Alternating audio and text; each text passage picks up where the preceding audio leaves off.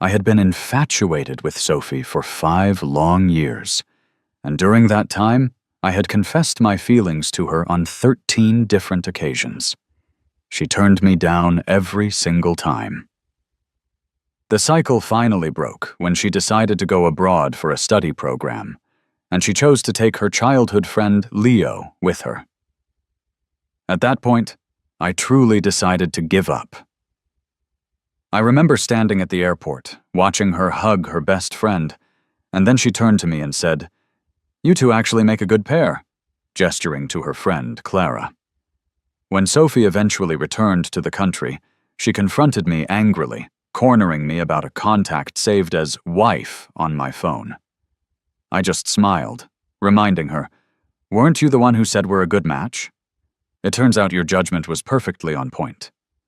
In the 5th year of knowing Sophie, she was preparing to leave the country, but I only found out about her plans from our mutual friends. "There's no way," they said. "You two are so close. How could she not have told you?" They were all shocked. "Even I know," one of them added, "and I've only met Sophie once." Another friend tried to rationalize it. "Mark, maybe she just can't bear to leave you." None of them believed me when I said I honestly didn't know. They were all convinced that Sophie and I were just trying to avoid suspicion. But I knew the truth. She was actively avoiding me. I couldn't understand why she would do that. If my persistence truly bothered her, why did she always make a point to respond to me? My heart felt heavy and sour, as if it were soaking in vinegar. Without even making a conscious decision, I found myself standing right beneath Sophie's apartment, just staring at her closed door. Whatever excitement I might have felt just fizzled out. As I turned around to leave, a voice suddenly stopped me. "Mark, what are you doing here again?" I looked back. The door had opened, and Sophie was leaning lazily against the frame. I met her gaze, my expression a complicated mix of hurt and confusion. "You're leaving the country," I said. "Why didn't you tell me?" Sophie just chuckled, as if she found the question amusing. "Mark, on what grounds are you asking me that?" I was completely stumped. She was right. What right did I have to question her? As a friend, I finally managed to force the words out. Sophie laughed out loud at that. "Well, now you know, don't you? Mark, I know what you're like. You'd find out anything about me regardless. You don't need me to tell you." In that single moment, it felt like I was completely exposed in front of her. Her scrutinizing gaze made me feel profoundly ashamed.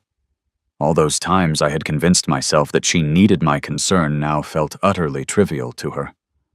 "Got it," I said, managing a quick acceptance of the situation. "It won't happen again." Sophie looked briefly surprised by my response.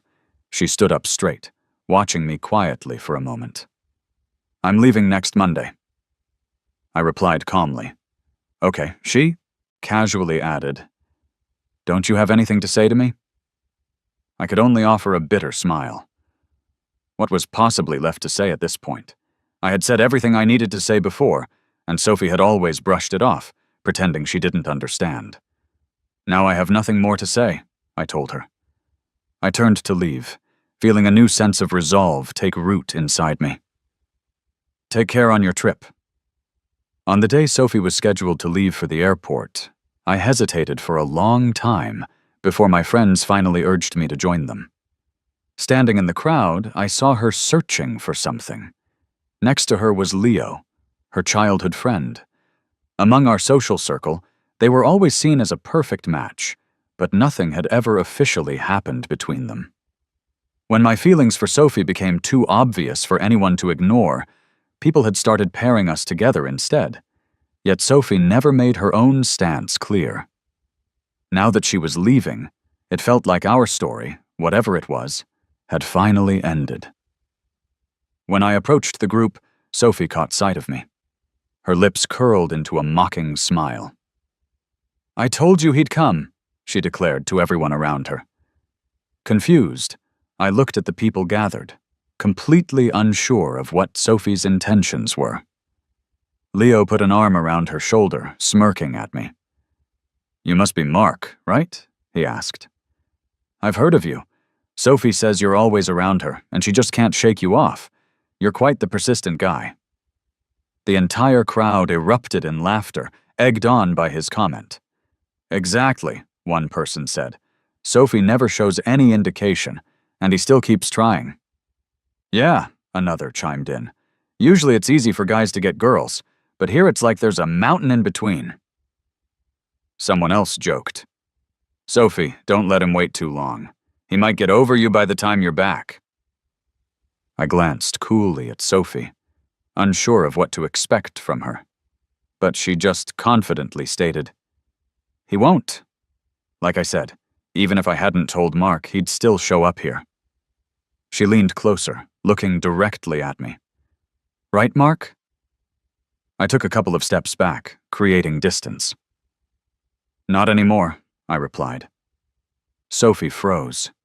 It was the first time I hadn't played along with her, especially not in public.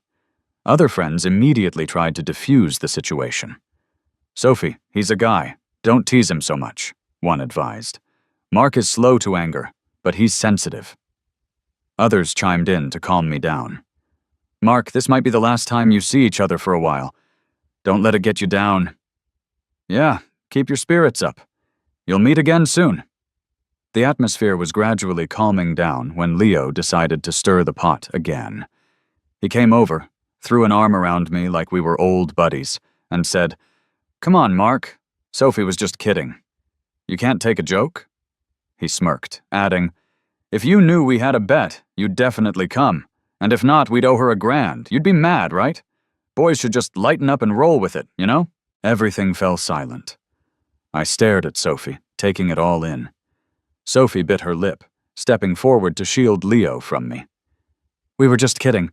There's no need to take it so seriously."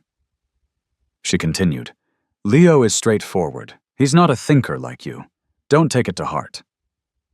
Leo raised his hands, looking surprised. "Did I say something wrong?" "Sorry, Mark, that's just how I am."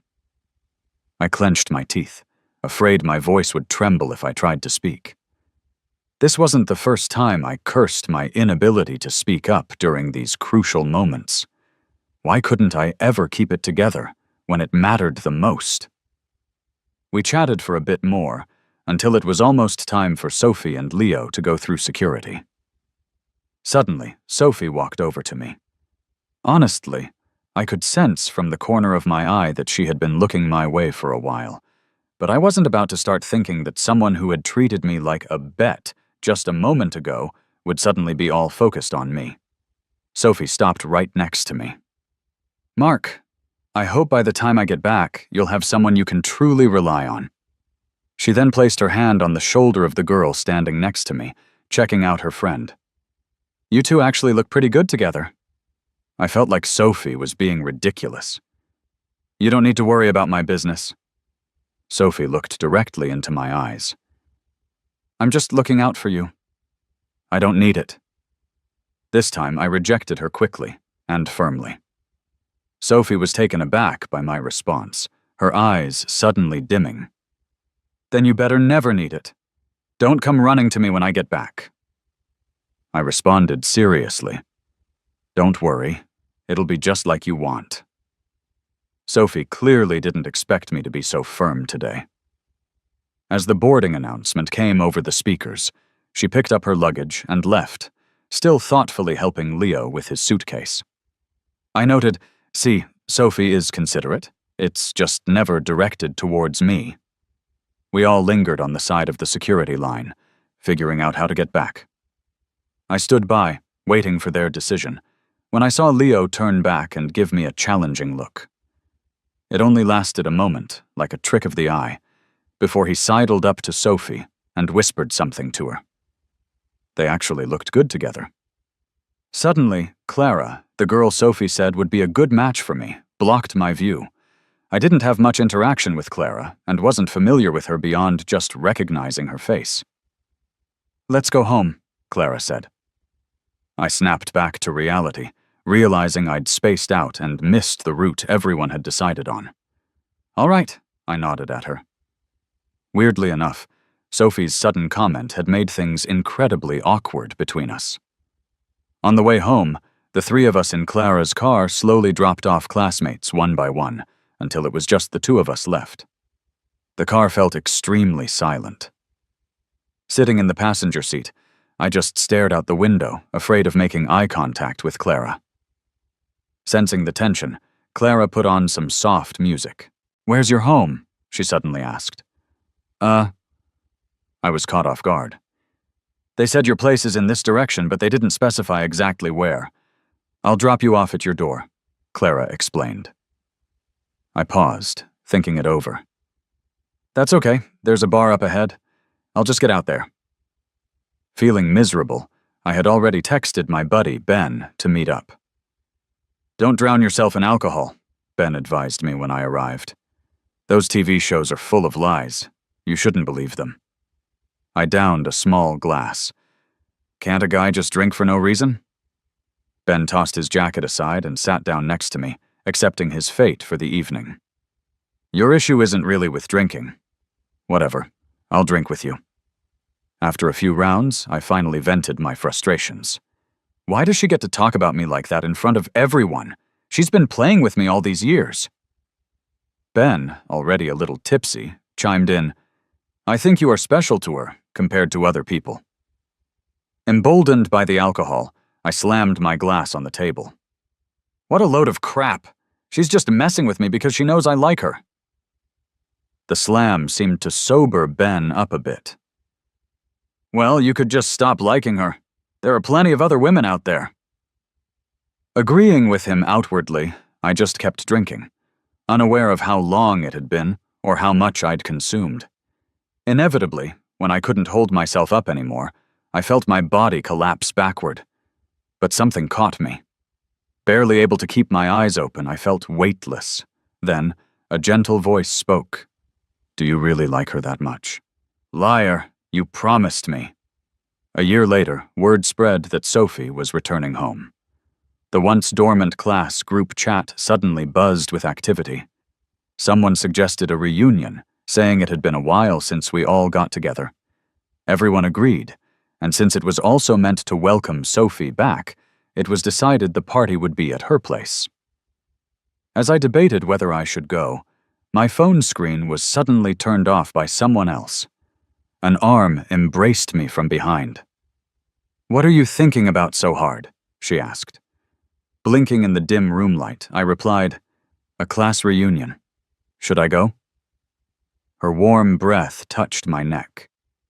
"Why wouldn't you? Or are you still hung up on her?" I was speechless, gently pushing her away. "What are you talking about? I wouldn't dare!" Suddenly, a sharp but brief pain hit my shoulder. "What are you doing?" Clara kissed the mark she had just left, teasing me. "Naughty. You deserve a punishment for that." "Are you a puppy?" I rolled my eyes at her. Clara snorted. "Woof." I couldn't help but laugh, and I suddenly sprang forward to mark her neck as payback. "Are you a puppy too?" Clara raised an eyebrow, one hand on my head and the other around my waist. I pulled back from her neck, grinning wildly. "You taught me. I learned to fight back." On the day Sophie returned, quite a few old classmates gathered to give her a warm welcome. As for me, I kept my promise and didn't go. But apparently she wasn't happy about my absence. I heard from some classmates that Sophie was in a foul mood that day, snapping at people over the smallest things. When asked what was wrong, she wouldn't say, which turned Leo into the topic of gossip instead. She hadn't changed at all, forever clueless about respecting people or picking the right time and place. Only now, Leo was the one in the spotlight. Since they had left, I hadn't heard from Sophie even once. Strangely, however, Leo had started messaging me often. During their first Chinese New Year abroad, Leo sent me a picture. The photo showed Sophie cooking in the kitchen. He texted, "Mark, Sophie's cooking for me. You haven't had the chance to try her cooking, right? Oh, I almost forgot. When you were trying to win her over back then, you'd bring her lunchboxes, but Sophie wouldn't even give them a second glance. I ignored him and set Leo's messages to Do Not Disturb. I only checked his random messages when I had a free moment during meals. Leo is actually kind of amusing. I never respond, yet he texts me every month like clockwork, as if I'm some kind of check-in point. Mark, look, Sophie stayed up all night prepping a birthday surprise for me, and now she's asleep. Mark, you treat Sophie so well. Why doesn't she like you back? Mark, I just said I was bored and Sophie dropped everything just to go shopping with me. I'm so lucky. Sometimes I would open the messages and just take them, as a little laugh. I didn't expect, though, that one time I would get busted by Clara while I was lying in her arms after dinner. Clara frowned.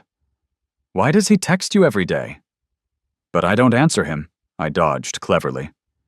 But you read them, Clara was hung up about it. And they're all about Sophie. Ah, I could see where this was going. I extended my hand, giving her my phone. How do you want to handle this?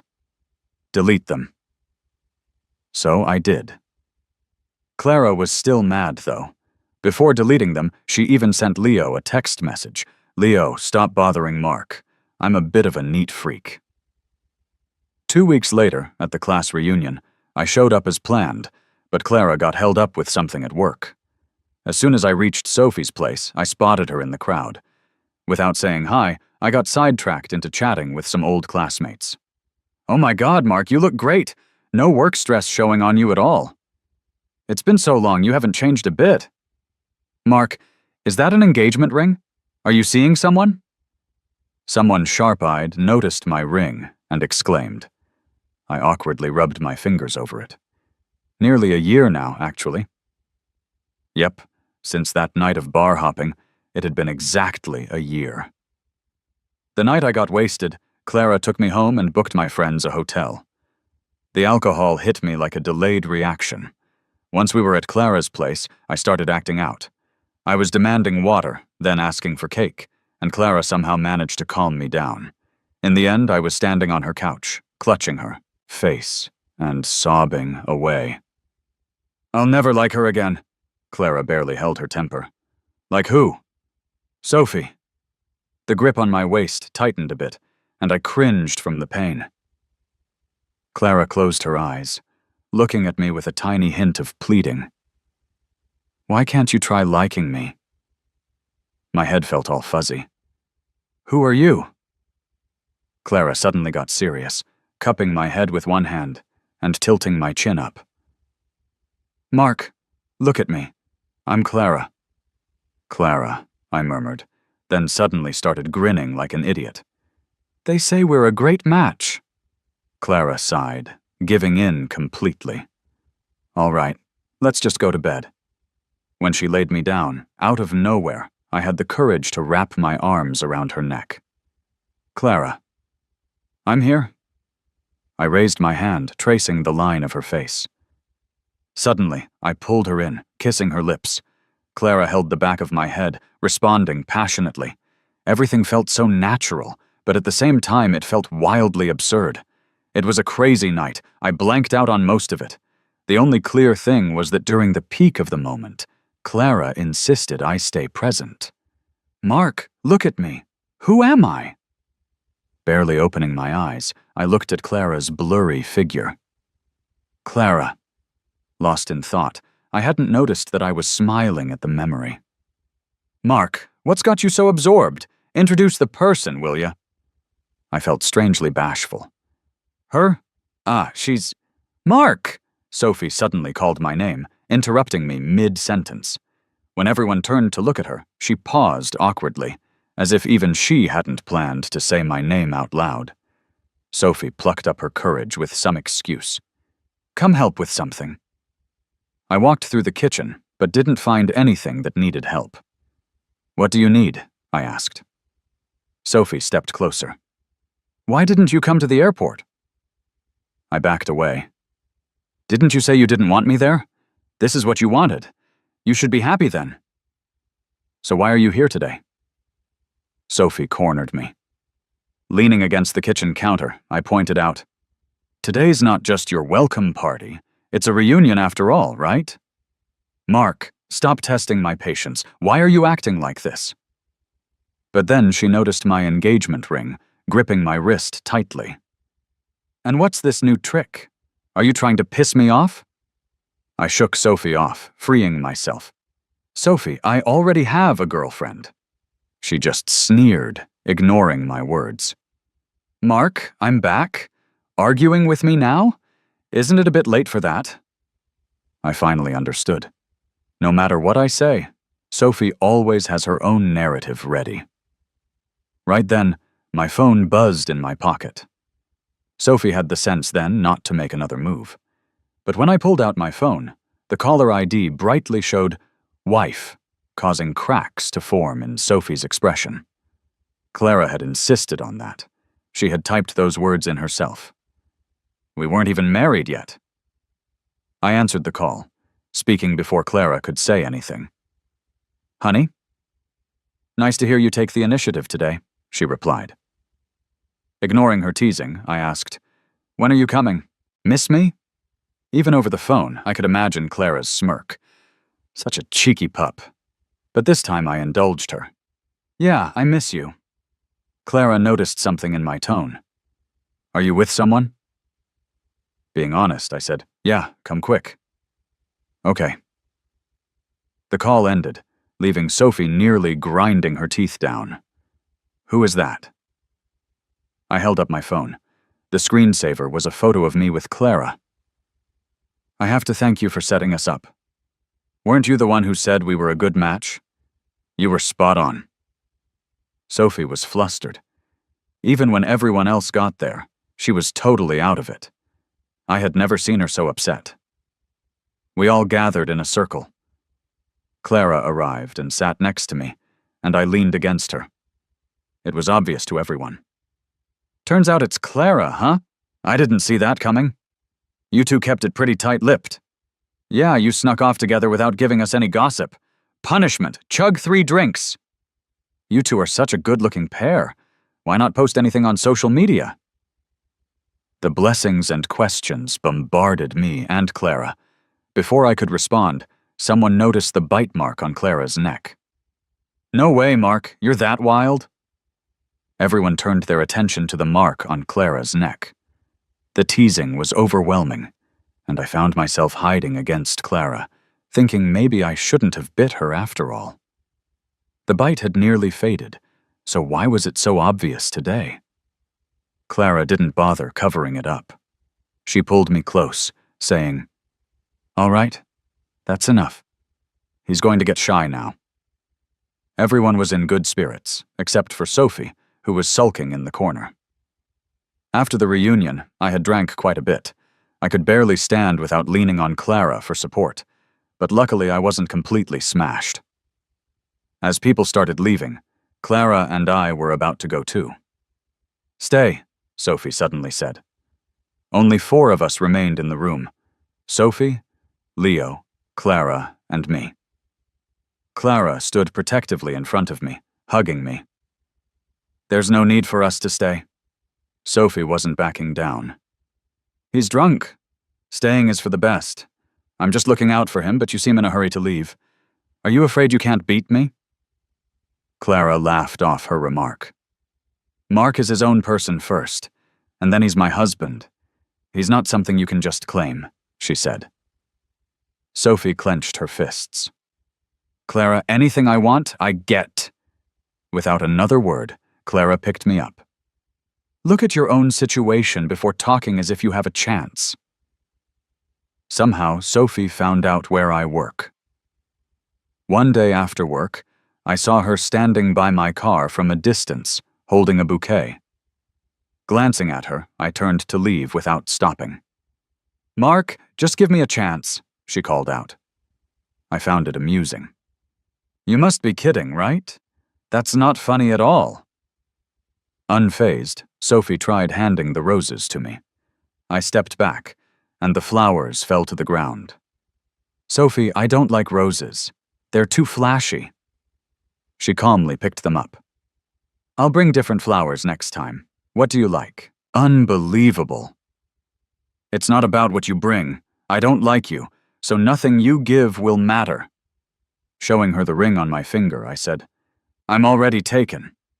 Don't you get it? Sophie scoffed. You're not married yet. What's wrong with a little competition? Competition? I replied flatly. You don't stand a chance here. Do you understand now?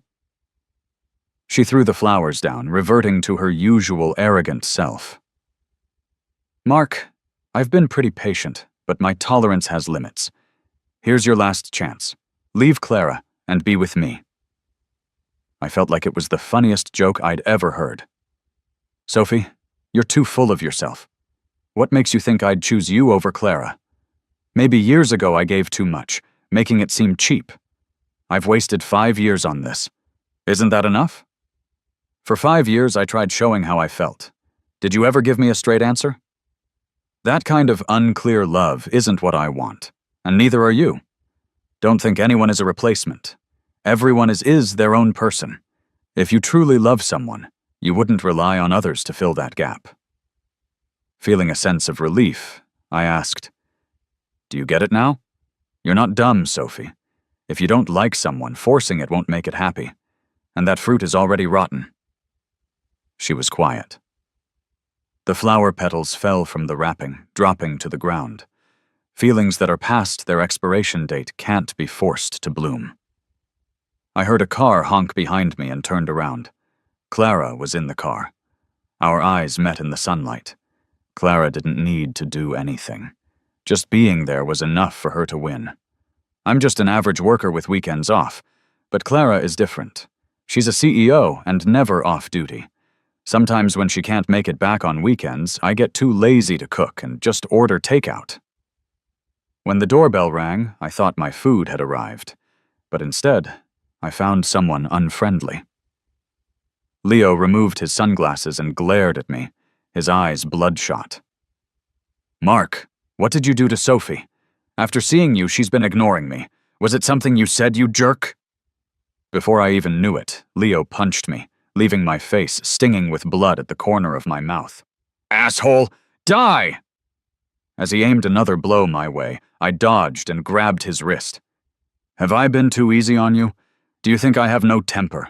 Am I your dad, needing to baby you all the time, after seeing me? What magic do you think I have to change a princess? You should look within yourself first.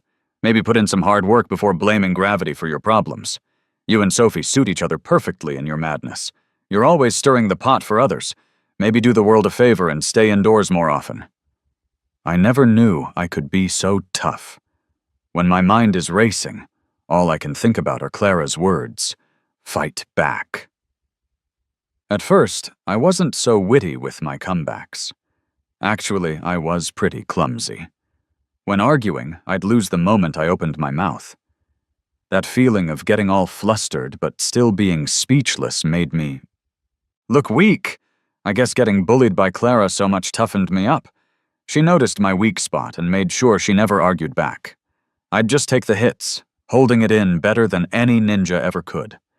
Clara worried I'd suffer more, always pushing me to stand up for myself. Sometimes fighting back isn't the perfect solution, but it's the best way to stand your ground. In the beginning, Clara didn't mind taking the heat, letting me vent at her without feeling bad, sometimes even enjoying it. She'd say, "Darling, it's right to stand up for yourself. Never let yourself get tricked." My feelings for Clara didn't just appear overnight. I mean, falling in love after one crazy night? That's insane. I couldn't just suddenly fall for someone I can't even remember, like Sophie. Deciding to like her took me ages, and who knew she'd turn out to be a demon later on. Once upon a time, Sophie had taken care of my shy, cowardly self too, maybe unintentionally showing her warmth. She was the first to blatantly stand up for me, but it was unlike Clara, who wanted me to grow, to become strong enough to not need defending. Clara always said she couldn't be by my side all the time. I needed to learn to protect myself. Just like now, facing off against Leo alone. My words didn't get through to Leo. They only made him madder. Come on, man. We're both guys. You think I can't tell what you're thinking? After all these years liking Sophie with nothing to show for it, I don't believe you've moved on just because she's been away for a year. I'm closing the door. Believe it or not, just stop bugging me. Don't try that macho competition thing with me. No one is competing with you. It's just you putting Sophie on some pedestal, acting like everyone is after her. Mark! Leo screamed as he lunged at me. We rolled and fought like there was no tomorrow. Punching, kicking, whatever it took. By the time the delivery guy showed up, both of our faces were bruised. At the precinct, Clara showed up with a grim look on her face. I hadn't even wiped the blood off my lips. My face was all banged up. My hair was a mess, and I barely managed to smooth it out. Compared to me, Leo fared worse. I had gone all out. His face was puffed up, one eye barely open. Clara sat next to me and settled things with the cops. We're not settling this quietly. If it goes to court, I don't mind spending more time and energy. Leo was losing it, yelling, "Look at whose face is worse! Aren't I good for not asking for anything? Why the court?" Clara was calm, but icy cold. "Leo, weren't you the one who started it all? You came looking for trouble, and didn't you throw the first punch?" Clara was right, leaving Leo at a loss for words.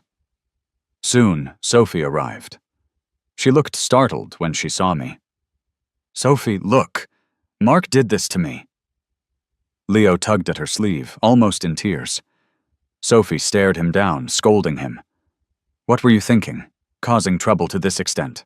Do you really need to end up in a police station to be embarrassed? If you're not ashamed, I sure am." Leo didn't expect Sophie to turn on him like that. "Sophie, you never treated me like this. You said you liked me. Why not stand by me?" Sophie's disdain was so apparent. "Stop the drama or handle it yourself." That shut Leo up. Sophie walked over to Clara and me. "How much? Let's settle it privately." Clara helped me up. "We've already told the police we're not settling. We'll see you in court." Sophie wouldn't back down. "Come on, it's not a big deal." "Maybe to you it isn't, but you're not the one who got hurt." Clara's quickness to clap back burst out. "That's what you call love? Anyone can talk. If you can't even protect your loved ones, what's the point?" Sophie had her own twisted logic. Real love shouldn't lead to making things big, embarrassing the guy. "No, Sophie, it's just you being scared, caught up in your own interests and image. Real hurt doesn't compare to your precious image." Clara was on fire. I had to hold her back. "Clara, my head's pounding. Let's just drop it." Without hesitation, Clara pulled me away. In the car, she asked softly, "Mark, were you feeling soft-hearted back there?" Seeing her so cautious made my heart ache. "No, I just thought since we're going through legal channels, there's no point in more arguing. It's just noisy." In the parking lot, after she parked the car, Clara went silent. "Mark, you're all I have left. Don't leave me." I was startled by her change in tone, her vulnerability hurting me deeply. How scared of me leaving must she be to keep baring her soul over and over? Every little bit of closeness, Clara would hold on tight, like I'd disappear the next second. I've reassured her countless times, but she still seems to never truly be at ease. After getting together with Clara, I found out that college wasn't the first time we'd crossed paths. Clara came from a pretty messed up home. One argument between her parents, and she found herself inexplicably locked out. At just 9 years old, how could a little girl know any survival skills? Back then, Clara was so down on her luck that all she could do was sit on the street and cry. Meanwhile, I was 2 years younger, and basking in the happiness of an almost perfect family. By chance, I saw her on the street. Her situation tugged at my heartstrings. I secretly stuffed all the pocket change I had into her hands. What I didn't realize was that my school ID, the one I couldn't find, was mixed in with it. That chance encounter wasn't really by chance. It was Clara's relentless effort that made it happen. Life isn't a romantic drama. There aren't that many chance encounters. It's often one person's quiet efforts that turn strangers into something more. I had no idea that while I was quietly crushing on Sophie, Clara was secretly in love with me. I held Clara's hand and placed it on my face. Clara, you can confirm it with me as many times as you want. I love you. The doctor came in, did a quick check, and then left. Now it was just Clara and me in the hospital room. Seeing her clueless expression, I couldn't help but tease her a bit. Clara, I called out. She immediately sat down next to my bed. Are you feeling unwell? I shook my head. No, I just wanted to call your name. She let out a sigh of relief and hugged me, helping me get more comfortable. Clara, Clara, Clara, I playfully called her name over and over. She patiently responded every single time. I love you. Those 3 words slipped out, freezing her in place. It was like she'd made a sudden, serious decision. Clara gently touched my face, sealing it with a devoted kiss. Lost in the moment, I noticed someone sneaking a peek from the doorway, but I chose to ignore it. When Clara finally stopped, breathless, I said, Sophie was just here. I know, Clara replied, pointing to a mirror. No wonder Clara was suddenly so possessive earlier. Clara gently caressed my cheek. She doesn't deserve to like you. Recalling Sophie's look, I spoke assuredly. She probably realizes it too. In court, Sophie withdrew as Leo's defense lawyer. Leo was left to fend for himself and ended up with a record. Victory came that night. At home, Clara cornered me at the entrance table. With our foreheads touching, the atmosphere was charged. Clara's intense gaze was almost predatory. I won't let anyone hurt you again. My response was drowned in a scorching kiss. At last, Clara brushed the sweat-soaked hair from my forehead and kissed it. A cool metal sensation pressed on my left ring finger. I heard her whisper in my ear, I'll be responsible for you forever.